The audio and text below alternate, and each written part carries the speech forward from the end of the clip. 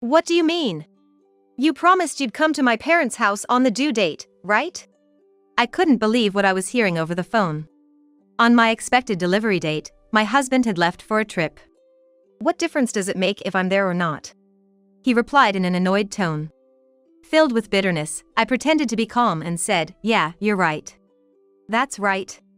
As long as you understand. I need to be there to help you, Emily, after you give birth, so I'm just rejuvenating now." Rejuvenating? He always pretends not to notice even when I say my back hurts.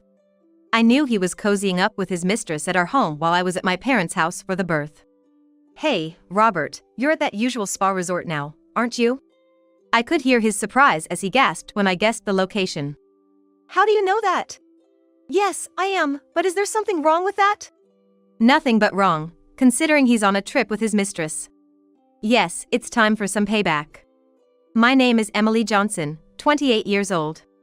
I'm currently on maternity leave, but I usually work as a regular office employee. My husband Robert worked in a different department at the same company. We started dating after being seated next to each other on a company trip. Robert was always thoughtful, treating me with great care. On dates, before I even mentioned it, he'd casually buy me a drink, saying, "You must be thirsty, right?" Of course, it was the same when I was hungry. "You must be getting hungry, right? There's a diner right there, let's grab a bite to eat," he'd say at just the right moment, and we'd have our meal. That's why his proposal timing was perfect. "It's our 1-year anniversary today, and it's a lucky day. So I want you to say yes. Will you marry me?" He knelt down against the backdrop of a beautiful sunset over the ocean. Of course, he opened the ring box as well. I was so moved, I don't remember what I said, but I probably answered, "Yes, please marry me." Then everything went smoothly, from meeting each other's families to the wedding, and we moved into an apartment together. I was 25, and Robert was 29, right in the ideal age for marriage. We were very happy, juggling work and newlywed life. We had a schedule where I'd cook on Mondays, Wednesdays, and Fridays, and Robert on Tuesdays and Thursdays. Our life had a comfortable rhythm, and I was truly glad we got married. We hadn't thought about having children yet, and Robert also said he wanted a couple of years just for us. My parents were relaxed, saying, "Sweet newlywed life is good," but my in-laws were clearly displeased, insisting you should have kids before 30. "You might be okay with it, but if you're too laid back, Robert will be an old man by the time your kids grow up. We won't even be able to see our grandkids' weddings." While I'd be happy to let them see their grandkids' weddings, I wasn't going to rush into having children for that. Being constantly asked, "No kids yet," started making visits to my in-laws unpleasant. They should talk to Robert about it, but they always waited until I was alone to bring it up. Finally, they even said, "Don't you dislike doing that? You won't have kids if you don't do the deed. You might end up getting cheated on, and he'll have kids with another woman." I couldn't stay silent after such rude remarks. I told Robert, "Let's go home, I don't feel well." While he said, "We just got here, I want to relax a bit," he noticed my pale face and reluctantly got up. On the way home, I told him what his mother said, but he replied, "My mom wouldn't say that. She's not that kind of woman. Maybe you misunderstood? She always tells me we should have kids at our own pace." My mother-in-law adored my husband, the youngest of 3 siblings, and would never say anything unpleasant to him. She always spoke to him with an almost sickening level of sweetness. So, it wasn't surprising that she said the complete opposite to me. I wished I could let her hear how much sarcasm and snide remarks she hurled at me. Carrying these unresolved feelings, I returned home. Since that incident, I decided that my husband should be the only one visiting his parents' house. I would make excuses like being busy at work or feeling unwell to avoid going with him. However, not wanting to stir up trouble by staying away too much, I limited my visits to just New Year's, Thanksgiving, and birthday celebrations. This arrangement helped me stay mentally stable and enjoy my days more. Before I knew it, I turned 28, and we decided it was time to try for a child. My husband, now over 30, was all for it, especially seeing many of our friends with their children. Fortunately, as soon as we decided to try, I got pregnant quickly. I had been worried that we might need to go through fertility treatments, but that turned out to be an unnecessary concern. My morning sickness wasn't too severe, and I was able to continue going to work as usual. However, there was one thing that I found regrettable. It might sound indulgent to call it a regret. My husband started doing more household chores than before, but he stopped touching me entirely. Having a baby in the belly is a big deal. I can't bear the thought of something happening because I couldn't control myself. So, I'm holding back in that area, and instead, I'll do more chores, he told me, with words so kind they brought tears to my eyes. At first, he really did handle the chores efficiently. But as time went on, he gradually started coming home later. Initially, he said, "I don't want to burden you, Emily, so I'll eat out twice a week," and began dining out on the nights I was supposed to cook. Eventually, he started going out one day every weekend as well. He would stay home on the other day to help with chores or go baby shopping with me. Though our intimate life had ceased, we were still having a good time together. He was caring, and we both were eagerly anticipating the baby. I did feel dissatisfied about not being seen as a woman, but I kept those feelings to myself, thinking it was better not to push it. We had discussed where I would give birth and decided on me returning to my parents' house, with my husband's support. My parents' house was a bit away from ours, but not so far that he couldn't make it in time for the birth. I wanted a partner-present birth, and he had agreed to be there. So, before going back to my parents, we were busy preparing all the baby necessities. Finally, next week was the scheduled date for my return to my parents, and this week I decided to leave work early for some final checks and came home earlier than usual. When I unlocked the door, I heard voices inside.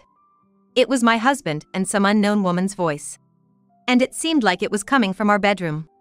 He should have gone to work as usual today. I hadn't heard anything about him taking a day off, and more importantly, why was there a woman's voice in our house? With my heart pounding in anxiety, I quietly pressed my ear against the bedroom door. "Hey, honey, are you sure we can use this bed today? The thrill of doing something forbidden is really exciting." Could he be cheating? I felt even more anxious, and cold sweat started running down my back. "This bed is great, very comfortable. Come on, lie down. Emily just sleeps like a log anyway. From today onwards, I'll just picture you in my mind." I couldn't believe my ears. I never thought my husband, who had been so kind to me every day, would see me like that. Haha, that's hilarious. A log, huh? Can't help it, your wife is almost due, right? Of course, she's going to get bigger everywhere. The woman's voice was irritatingly loud with laughter. I don't know how long I stood there at the door. I was so shocked that my memory completely blanked out. Before I knew it, their voices, clearly indulging in each other, reached my ears. I recorded their conversation on my phone and quietly left the house. As I walked, the reasons why my husband hadn't touched me and had been staying away from home became clear. He had been kind to me and stayed at home just enough to cover up his affair.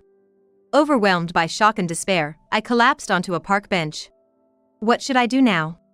I couldn't imagine living with such a man when our child was about to be born. He would pretend to care for me and the baby while enjoying his affair. And he would likely prioritize the other woman. Even as I tried to think about what to do next, my mind was empty, unable to come up with anything. I couldn't muster any strength and sat there for hours, unable to think clearly. Then, the baby inside me kicked my stomach hard. As I winced in pain, I realized that I couldn't afford to wallow in self-pity. I had this child to protect. Although I detested the idea of returning to a house that my husband and his mistress had used, I had no other choice. I decided to sleep on the couch today and arranged to go back to my parents' house earlier than planned. When I got home, my husband acted as usual, as if nothing had happened. If I hadn't witnessed that scene, I would never have imagined he was cheating. "You must be tired, right? You've gotten so big, it could be any day now. You're really precious to me.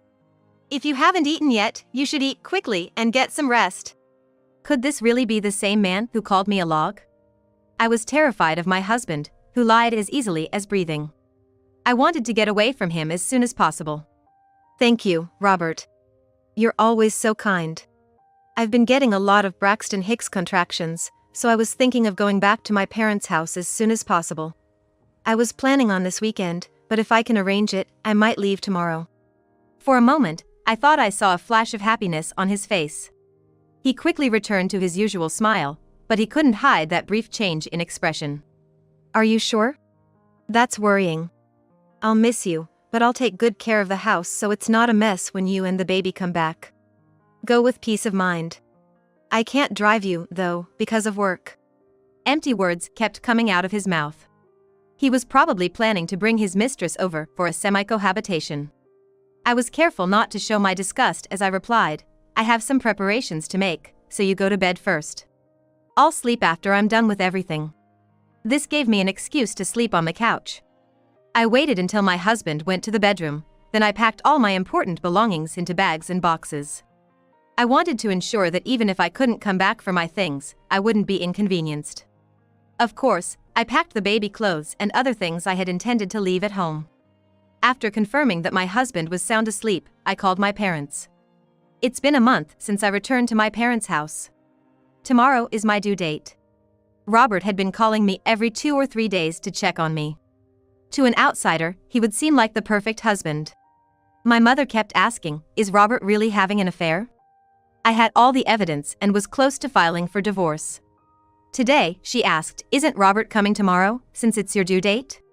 I wonder, I answered nonchalantly, just as my phone rang. Hey, Emily. Actually, I'm at a spa resort today. I thought I should relax before the baby comes and things get busy. So he had gone on a trip. I had thought that if he had canceled the trip, I might reconsider the divorce. What do you mean? Weren't you supposed to come to my parents' house on the due date? Disappointed and wanting to believe it wasn't true, I was told over the phone the upsetting news. On my expected delivery date, my husband had actually left for a trip as planned. What difference does it make if I'm there or not? He replied in an annoyed tone. Filled with bitterness, I pretended to be calm and said, yeah, you're right. That's right. As long as you understand. I need to be there to help you, Emily, after you give birth, so I'm just rejuvenating now. Rejuvenating, really? He always pretends not to notice even when I say my back hurts. He took advantage of the fact that I was at my parents' house for the birth to cozy up with his mistress. Hey, Robert. You're at that usual spa resort now, aren't you? I could hear his surprise as he gasped when I guessed the location. How do you know that? Yes, I am, but is there something wrong with that? Nothing but wrong, considering he's on a trip with his mistress. Yes, it's time for some payback. Just wait there. I invited Robert's relatives to the spa as they also wanted to go. I borrowed my mother's phone and contacted Robert's parents and all his relatives. You see, I knew about this trip a few days ago. Actually, this spa is a wonderful inn managed by my uncle. I had confirmed that Robert was using my name to book a nice room, as usual. Unable to go to the spa myself due to my condition, I invited Robert's skeptical in-laws and relatives to stay in the room next to the one Robert had booked. Of course, this time, I specially asked my uncle for a spare key to Robert's room. After my call, it seems Robert's parents and relatives stormed into his room. Robert! What are you doing? I could hear sounds like someone being hit over the phone. The cries of a half-crazed mother-in-law and the shouting of all the relatives filled the air. Like a chaotic zoo. Everyone, how is Robert? Unfortunately, this is just an audio call, so I can't see anything. I also shouted loudly to join in. Amidst the yelling, I couldn't make out what exactly was happening in Robert's room. All I could gather was that Robert's father was giving him a piece of his mind. Emily, I didn't realize. I'm sorry. I'll switch to a video call now, just wait. As soon as my uncle switched, I saw my husband, wearing a yukata, being grabbed by the collar by his father, and his mistress crying her eyes out. The mistress was younger than I expected, and from her hair color and makeup, she seemed to be involved in nightlife entertainment. Seeing the mistress for the first time, my disgust for my husband's taste in gaudily dressed women only grew. You, about to have a child, what are you doing here? Really, I'm ashamed. To think my son would turn out to be such a fool, he said while slapping his cheek again. My mother-in-law, who always doted on her youngest son, my husband, collapsed in tears, crying, Robert, this can't be true. I wanted to lash out at my husband and, of course, beat up his mistress. Watching everything unfold, unable to vent my own anger, I was at peak stress. Seeing my state, my mother turned pale and trembled. She didn't know what to do, seeing her daughter's fury and her son-in-law's disgrace. I'm asking you to do this for me. It's incredibly frustrating that I can't do it myself. All I could do was ask my father-in-law. I really wanted the mistress and my mother-in-law to face the same fate, but I gritted my teeth and held back. Understood, Emily. I'll slap him a couple more times for you. I felt a bit of my anger dissipate. After some time, the punishment from my father-in-law and the relatives shouting subsided. My husband, his cheeks swollen from being hit too much, and the woman, her makeup ruined from crying, appeared on the smartphone screen. Robert, now that you've calmed down, explain yourself. Who is this woman? This thief? Even through the screen, my rage must have been palpable. My husband turned pale. Emily, I'm sorry. This was just a fling. I intended to cherish you and our baby. It was just a physical thing. I'll break it off immediately. He was trying to smooth talk his way out, but I knew everything. I had planted a baby monitor in the bedroom and had been checking what was happening at home since I went to my parents'. Since I left for my parents' house, he had been bringing his mistress home every day, saying things like, "I feel so relieved now that woman is gone. I prefer beautiful and feminine women like you, Kate. I'll divorce her once everything settles down after the birth. She's so clueless, it's laughable." Whenever I heard their voices on the baby monitor, I recorded and collected them. I had amassed quite a number of recordings, which I sent to my uncle. My uncle, a lawyer and my father-in-law's brother, had offered to help with anything at my wedding. Being heavily pregnant, I didn't know any other lawyers I could turn to, so I contacted my uncle as a last resort. He listened kindly and prepared to use the recorded conversations as evidence for my divorce. In their pillow talk, my husband had bragged, "I know a wonderful inn. That log will probably be giving birth around her due date, so let's have fun there." He invited his mistress to the inn managed by my uncle, booking under my name. My uncle found it strange that I would book a stay so close to my due date and contacted me. I explained everything to my uncle, who then informed my in-laws. However, they refused to believe it, insisting our son wouldn't do such a thing, and needed to see it with their own eyes. Thus, I invited all the relatives as witnesses to the inn. So, with all these witnesses here, it's confirmed that Robert has been unfaithful. Therefore, we are proceeding with the divorce. Emily consulted me privately, and I investigated discreetly. To ensure there's no room for him to claim it wasn't a serious affair, please listen to this. Uncle said this and played a few seconds of the recording of Robert and Kate, which was enough to identify their voices during an intimate act. Robert's face lost all color. His cheeks were red from being slapped, but the rest of his face was ashen or blue, looking terrible. Kate, on the other hand, was brazen, as if to say, "So what? As you understand, the division of property will be completely split in half, including furniture. And both of you owe Emily $200,000 each in damages. Robert, you will also pay child support. That's why your damages are set lower. It's Emily's consideration." Uncle explained this calmly. I could have demanded more from Robert, but I preferred an amount that could be paid immediately. I was also receiving damages from Kate, and more importantly, I wanted everything settled by the time the baby was born and I could relax. What do you mean? Damages? Aren't I supposed to receive it? How dare you put me through this? Robert, say something! Kate screeched. The idea that she, not a teenager, could have an affair with a married man and expect to receive money was unthinkable. Kate, right? You're shameless, stealing someone's husband. I'll let you have that worthless man. Just pay the damages and be done with it. Kate seemed shocked when I suddenly yelled at her. She jumped slightly. What? Look here, lady. My dad is the executive vice president of the company you and Robert work for. With me, Robert can climb the corporate ladder, and he'll be treated much better at the company. Besides, $200,000 is just pocket change for us, you poor, ugly woman. Indeed, Kate was brazen enough to be unapologetic about her affair. It's a classic case of someone punching above their weight. I thought about Kate, the mistress who seemed to be quite clueless. She seemed to believe that her father's executive position would make everything all right. Kate, how could you say such things? I did not raise a daughter like this. Emily is a competent woman, highly respected in the secretarial department. Many executives lament her absence, saying the work suffers without her. She's more highly rated in the company than Robert, didn't you know? Kate looked shocked, staring at Robert.